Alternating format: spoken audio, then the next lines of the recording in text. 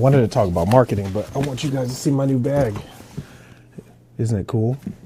This is a battery. All right, enough of that, because this isn't a sponsored video. But if you see me on my last video, you know that I'm trying to get into different markets like hair and makeup, sports, because I currently do all real estate, or at least the majority of it. I do real estate listings, podcasts, and like real estate events.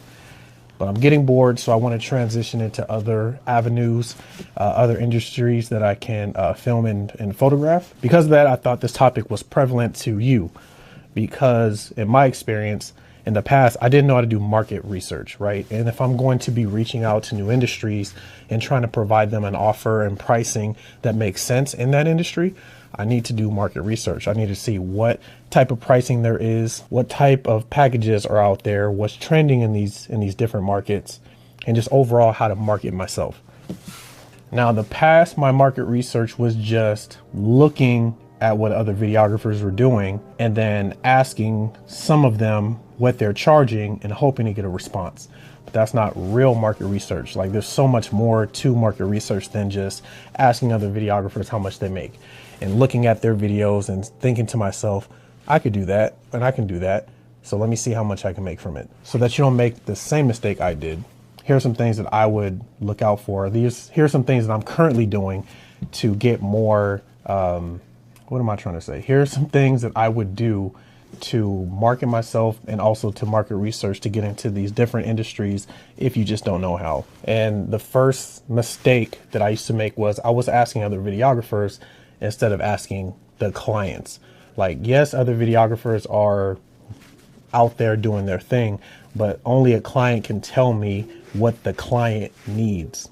Because other videographers, they'll tell you about what they're struggling with, like what the client is struggling with, but the clients will tell you what they actually need. And when they do that, write it down, take your notes, but make sure you're paying attention to what the client, the person that's actually going to pay you, says, because then you can generate your packages based on the problems that they're presenting to you. So what you can do is reach out to the real estate agents, reach out to the makeup artists, reach out to the influencers, and see what problems they're struggling with in their current city, in their current market. The second thing I would say is people are watching way too much YouTube. Like, I'm glad that I'm able to post this type of video and you're watching it and you're engaging with me, but some people are just taking way too much time watching YouTube instead of taking action. Like, there's some stuff that you can learn from YouTube, but if you're not applying this stuff, it is going to go nowhere, and you will not expand your business or diversify your portfolio by sitting and watching. You got to get out there. So what I used to do was watching a bunch of videos on how to get clients in my market. And sure, the information was helpful, but without applying it, I went nowhere. And the reason it went nowhere is because all the information I was getting led to like overload information. I was paralyzing myself, overloading myself with all this information and never using it. So instead, I would pick one video, get one strategy, and exercise and try that thing out. Go and test it. So in these things that I'm telling you right now, if you just find one thing that you want to test out to give it a shot, do that. But every single thing, you're going to get overloaded, especially if you don't do it now. I'm not going to say sit here, like, I want you to watch the video, of course, but don't sit here and just watch video after video after video and never doing anything with the information. It does not grow you.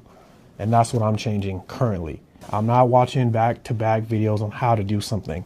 I'm picking a strategy and I'm going to apply it. Another issue I was dealing with was kind of relying on general information and not specific information, like local data. Like, a mistake I was making was looking at global trends, but not paying attention to the issues that were in my city.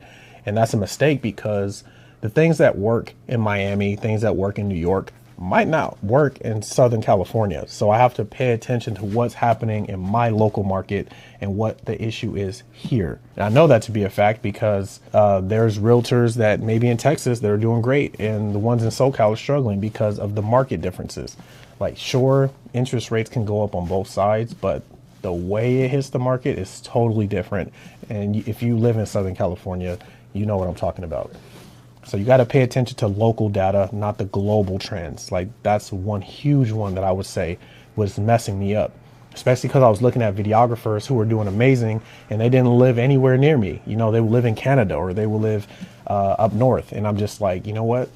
I have to pay attention to the people that are local to me and the data that I can get from here, because the people that I'm going to serve are in this vicinity. Like in an 80-mile radius, that's who I'm serving, because that's what I'm willing to drive to for work. So I have to be paying attention to the cities that surround me in that radius. And that's something that you can quickly like search on Instagram or Google: local business marketing trends. It will change everything for you if you look that up. And I would say another issue that I was coming across is I was copying other videographers like to a T. I would try to take their entire marketing strategy, and it's problematic because, one, it will create an industry where people are only hunting for the cheapest price. If you guys are all doing the same stuff, what would be the point of me hiring you versus somebody who will do it for cheaper? And then you're in this price gouging war where nobody wins. Like what do they say? The race to the bottom, there's no winners. I'm not trying to lower my price just because we do the same type of work. And if my prices are higher, I'm not going to get the client. Like, it makes sense for you to not copy so many people. Yes, be inspired. Yes, there are techniques that you can use, but doing exactly what other people are doing just doesn't make sense in an entire market, because then the only value that you can differentiate is the price. And again, I'm not trying to race to the bottom. And I would say if I were to have a last one, it would be that I didn't have more real conversations. I was focusing strictly on what I was learning from data online. And that stuff is important. I'm not going to say that data is not important, but real conversations are more important to me than what I read on Google. What I mean, if I conducted a survey and talked to 10 business owners that I wanted to work with, what they told me were their real issues mattered to me than what I read on Google, because I would be able to actually solve this person's issue who's sitting in front of me versus some market research that I gathered on Google and wouldn't put a face to the information. I don't put a business name to the information.